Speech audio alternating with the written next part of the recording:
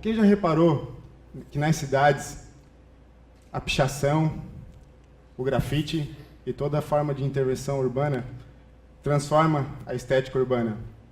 Só que o que poucos sabem é a transformação que tem na vida de quem faz, nesse caso, o grafite. E é sobre isso que eu gostaria de falar hoje.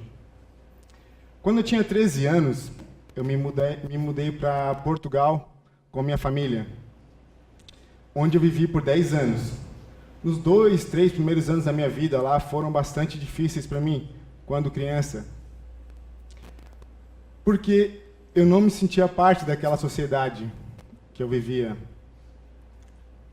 Na escola, eu não conseguia me socializar, não fazia amigos, não conseguia me juntar em grupos na escola, e aquilo me fazia muito mal.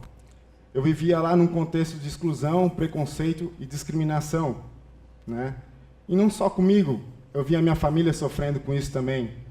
Eu via a minha mãe chegando em casa, às vezes, chorando pelo fato de ter sido alvo de preconceito no trabalho. Então aquilo tudo me fazia mal. E sair na rua e ir para a escola, para mim, era um terror. Imagina, uma criança, né, sofrendo tudo aquilo, era um terror. Ir para a escola, para mim, não me agregava em nada.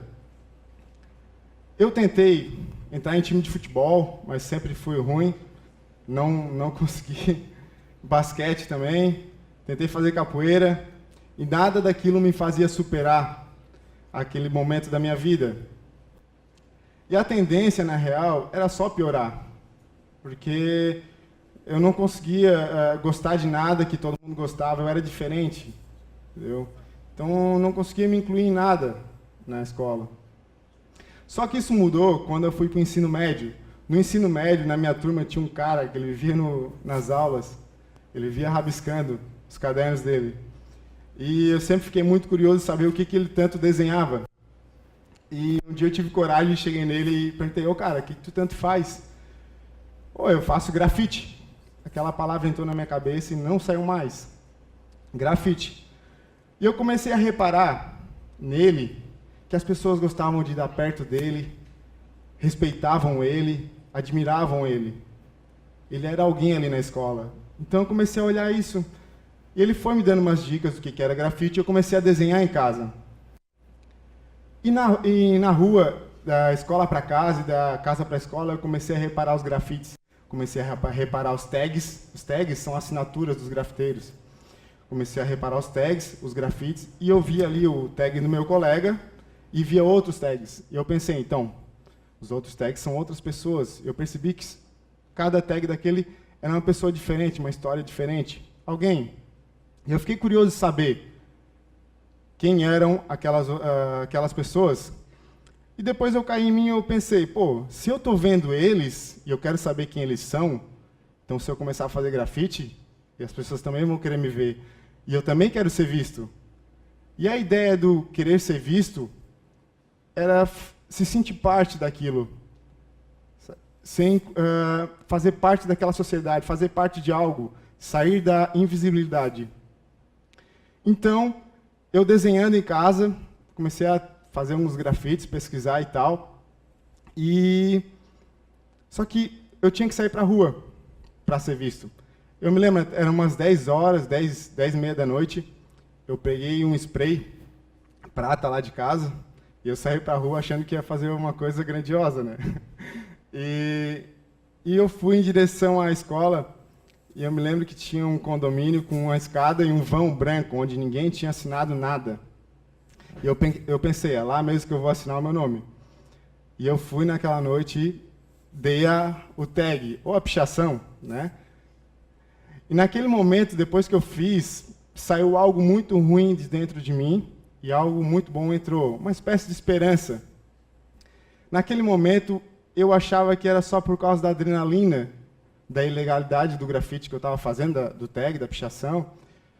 Mas hoje eu entendo que naquele momento eu só estava agredindo a sociedade que me agredia, só estava revidando o que a sociedade estava fazendo comigo e com minha família. Eu estava deixando o meu registro lá, eu estava fazendo com que eu fosse visto também.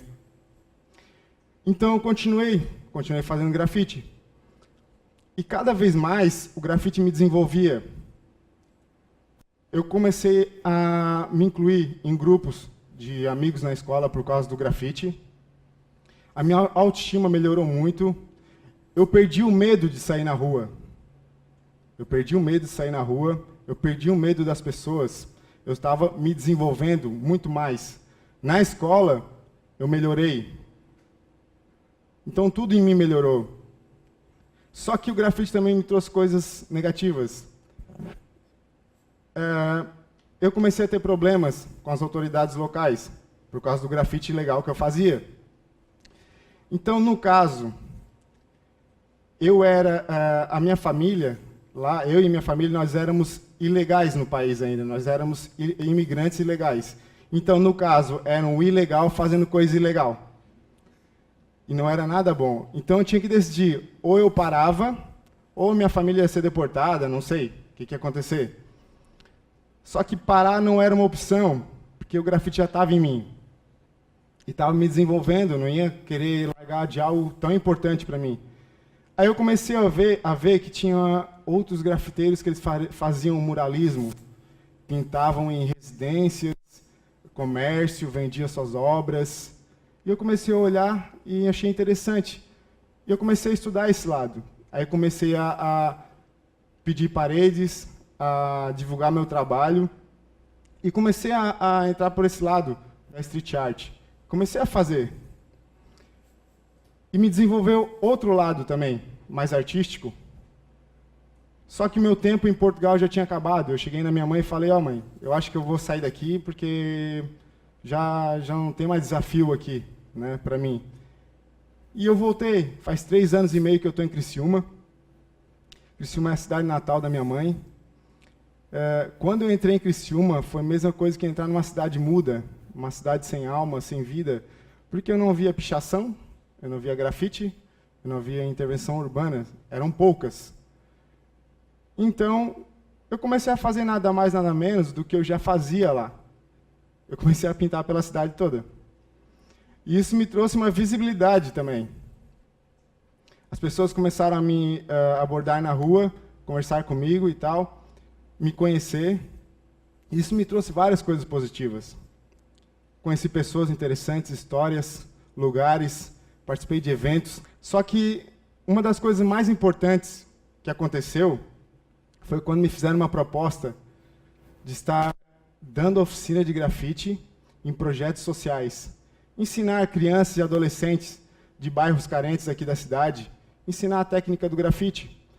E eu disse o sim, eu aceitei. Inicialmente, eles aderiram muito, porque já faz parte de uma cultura que eles estão bem acostumados, que é a cultura hip-hop. Então, foi muito fácil para eles. E de início, eu não sabia realmente o que eu estava fazendo, eu nunca tinha dado uma oficina de grafite. E eu não entendia a essência do que eu estava fazendo. Só depois que eu comecei a olhar para eles, eu vi que eles eram muito parecidos comigo. Eu comecei a ver eles como imigrantes no próprio país, sabe? Porque eles vivem num contexto de exclusão, preconceito, discriminação, falta de oportunidade. Foi aí que eu pensei que o grafite, como me transformou, me fez superar tudo aquilo que eu passei, pode fazer eles também. Que o grafite sirva também como voz para eles, para que se comuniquem com a sociedade e digam se estão gostando ou não, que contem a sua história através dela. E que eles se desenvolvam através do grafite, através da arte, através do contato com a rua, que desenvolvam sua identidade, que cresçam, como eu cresci. E penso que, como eu me transformei, outros poderão se transformar. E transformando essas crianças e adolescentes, eles irão transformar o bairro. Transformando o bairro, eles irão transformar uma cidade inteira. Uma cidade irá transformar um país, um estado, o mundo inteiro. Eu penso assim. Então é por isso que eu acho que deve existir muitos outros heróis por aí. Porque se a sociedade exclui, o crime inclui, porque o crime está ali à porta. só esperando para dar oportunidade para eles. Porque todos nós somos seres capazes, mas com necessidades e realidades diferentes. Então eu penso que há outros Xerox por aí que necessitam também ser vistos. Muito obrigado.